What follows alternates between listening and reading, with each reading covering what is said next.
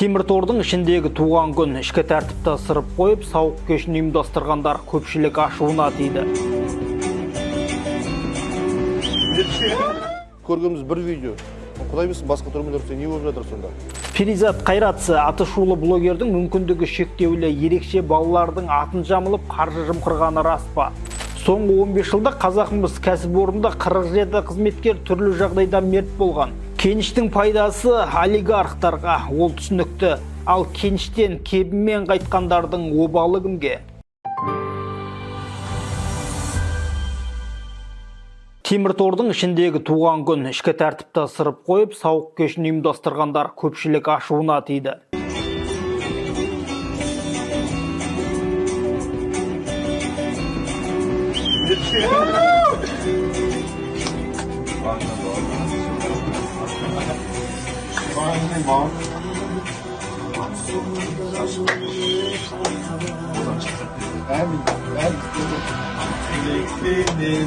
Азере қыздар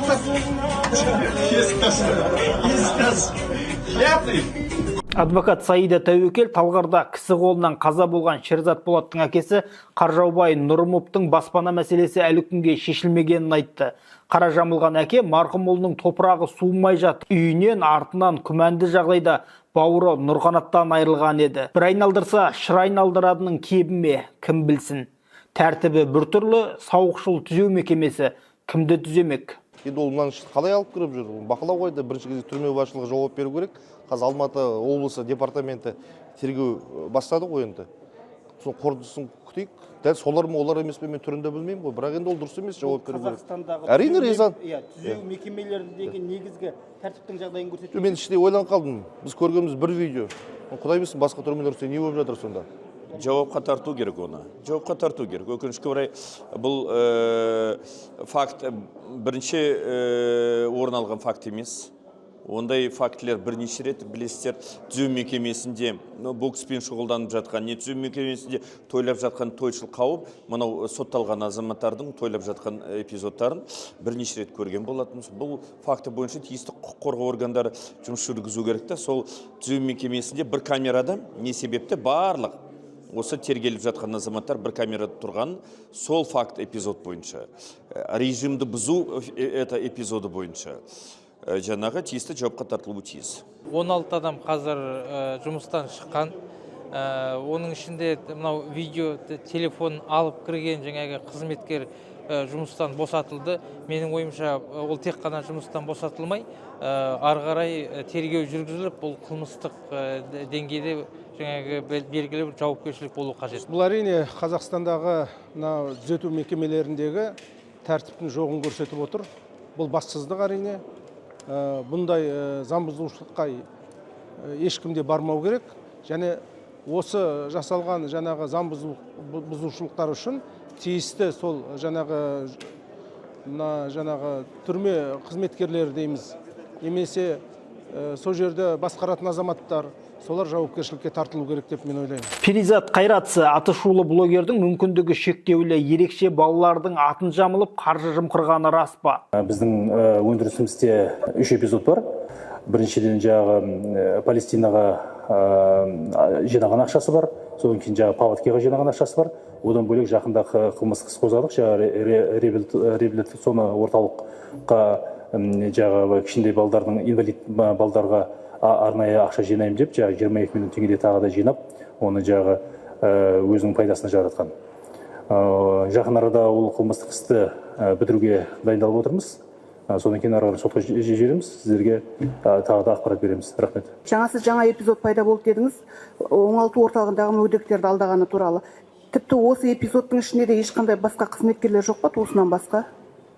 Күдікті ретінде танылған. Қазіргі күнде басқа қызметкерлер жоқ. Болашақта болатын болса сізге ақпаратын береміз. Күдікті ретінде танылған емес, сұрауға алынып жатқан қызметкерлер бар. Олар өздері жағы орталықты ашамыз деп, жағы аукцион жасаған. Ол жерде ешқандай қызметкерлердің несі жоқ қой. Одан бөлек олар негізі тағы да жер береміз, помещение береміз деп аукционда өздері айтқан. Бірақ оның бәрі өтірік болып шықты кейіннен. Шахтыдағы жарылыс, қыршын кеткен тағдырлар. 17 ақпан күні Ұлытау облысының Жаңарқа ауданындағы Қазақмыс корпорациясының Жомарт кенішінде төтенше жағдай орын алып, 7 азамат қаза тапты. Оқиға салдарынан 7 адам өкінішке орай қаза тапқан болатын. 402 адам эвакуацияланды. Авария орнында төтенше жағдайлар министрлігінің аумақтық жедел штабы жұмыс құрылған болатын. Кеше үкіметтік комиссия аварияның себептерін тергеп тексеру жұмысын бастады. Алдын ала деректер бойынша шахтада табиғи газ жарылған. Комиссия мүшелерімен бірлесіп авария орнын қарап шықтым. Сондай-ақ қаза тапқандардың отбасыларымен кездесу өткіздік.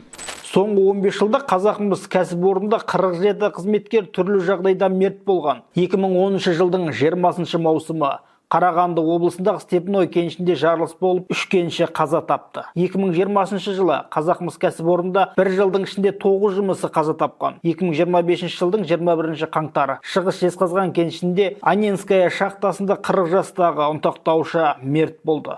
Адам шығынын есептесек, бүгерге бармағың жетпейді. Соңғысы қыршын кеткен 7 кеншінің өмірі. Кеніштің пайдасы олигархтарға, ол түсінікті. Ал кеніштен кебімен қайтқандардың обалы кімге? Шахтада қаза тапқан адамдардың орнын материалдық көмек толтыра алмайды. Біз бүкіл осы шахтада қаза тапқан азаматтардың жақындарына, туыстарына ауыр қайғыларын ортақтасып көңіл айтамыз. Және де қолдан келген көмектің бәрін көрсетеміз. Бірақ қанша жерден біз жаңағы көңіл айтып, қанша жерден қаражат берсек те, кеткен адамның орнын ешкімде толтыра алмайды. Сондықтан да осы жағдайға келген Қазақмыстың басшыларын жауапкершілікке тарту керек. Жалпы мүмкін осы мекемені, осы жаңағы Қазақмысты мемлекетке қайтару керек те шығар. Мораторий жариялап тастадық. Біздің тексеріс органдар, төтенше жағдай министрлігі дейміз, құзыреттері өте төмен. Қарапайым дүкенге кіріп тексере алмайды оларға қауіпсіздік, пожарный безопасность қаншалық сақталған. Сонда мүмкін олардың да құзыретін кеңейту керек шығар. Ал олардың құзыретін кеңейтсек, тағы да бюрократия ертең бизнесті қысып жатыр дейді. Көрдіңіз бе бұл жерде екі жақ? Бірақ енді жарайды, ол күнін көріп отырған дүкен шығар, бұл жерде қауіпсіздік мәселесі. 600 метр ол тереңдікте жұмыс істеп жатыр. Ол адамның денсаулығы ол бірінші орында болу керек деп есептеймін. Менің ойымша қазір мемлекеттік аудит жүргізу керек. Мемлекеттік аудиттің нәтижесінде міне осы шахталарда тозу дәрежесі қандай, және екінші осы 30 жылдың ішінде сол шахталардың иелері қанша өздері пайда тапқан, сол пайда қайда кеткен деген сұраққа да жауап беру керек. Үкімет тарапынан бұл жерде расында да бақылау болған жоқ. Яғни бұл жерде өнеркәсіптік қауіпсіздік сақталмаған. Ол туралы біз депутаттар бірнеше рет көтердік, ұсыныстар жасадық, бірақ ол ұсыныстарды үкімет тиісті министрліктер қолдаған жоқ. 7 жаңа шахтеріміз, кеншіміз көз жұмып отыр. Оның аржағында қаншама бала шағасы бар, оның отбасы, әйел бала шағасы, туған туыс деген сияқты. Сол 7 кеншінің обалы кімге? Біз енді қазір қайғырып көңіл айтамыз дейміз, әрине. Бірақ бұл жағдай тағы да қайталанбасына кім кеп? Қазақмыстың өзінде сол осы уақытқа дейін қаншама апат болды. Мұның техниканың тозғандығы, өндірістік қауіпсіздік талаптарының сақталмауына байланысты осы мәжілістің қабырғасында да бір емес бірнеше жиын өтті. Тексеріс органдарға да байланысты. Кейбір мемлекеттерде бұндай жағдай болса, сол Қазақмыстың басшылығы елдің алдына шығып кешірім сұрар еді. Айта кетейік, Қарағанды облысында Кастинг атындағы шахтада 46 кеншінің өліміне қатысты қылмыстық іс бойынша тергеу аяқталды. Қайғылы оқиға Кастинг атындағы шахтада 23 жылдың 28 қазанда болған еді. Әлеуметтік желіде пайда тауып жүрген әнші, блогер кәсіпкерлерге тақыр таянды. Жақында пайда болған салық төлемеген блогерлердің тізімі қоғамда қызу талқыға түсуде. Нақтысын сұрап көрдік. Блогерлер бойынша мен сізге айтып өттім. Ол да айтылған порог суммалары қылмыстық іске сәйкес болатын болса, бізге уполномоченный органдар жағы несін берсе, заключениесін, біз қылмыстық іске дайынбыз. Бұл ақпарат қайдан шығып кетіп отыр? Жағы кіріс комитеттен.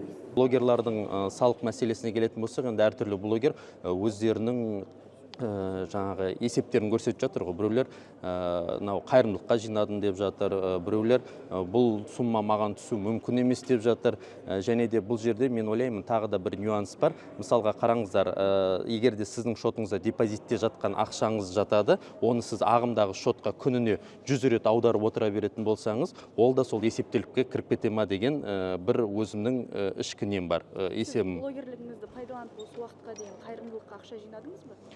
Мен жинадым, бірақ бізде оны да қайталап айтайын, қайырымдылық қор тікелей дәулеттен қоры бар.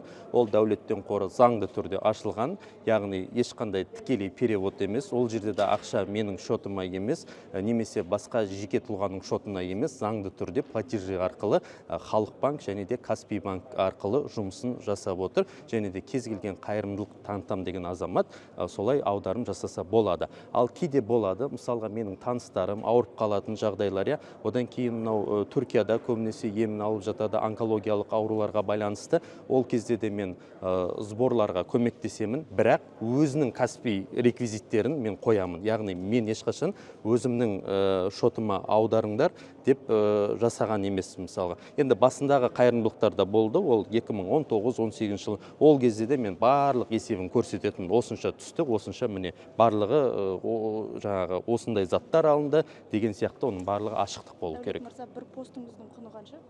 Менде тегін. Бір уақыттарда сіздің әндерге сөз жазып қаламақы алғаныңыздан хабарымыз бар ма? Бүгінгі таңда да мүмкін жазатын шығарсыз. Сізде салық төлейсіз бе қаламақыдан? Біз авторлық одақтамыз. Ол жерде тиесілі проценттерді салығының барлығын сол авторлық одақ реттеп отырады. Бізге тек содан қалғанын гонорар есебінде аударады. Белгісіз әйел мұғалімді жағадан алып шапалақпен ұрса, Жамбыл облысы Қордай ауданында билеті өтпей жатқан әншінің концертіне мұғалімдерден ақша жинаған. Бұл туралы журналист Гүлмира Абықай жазды.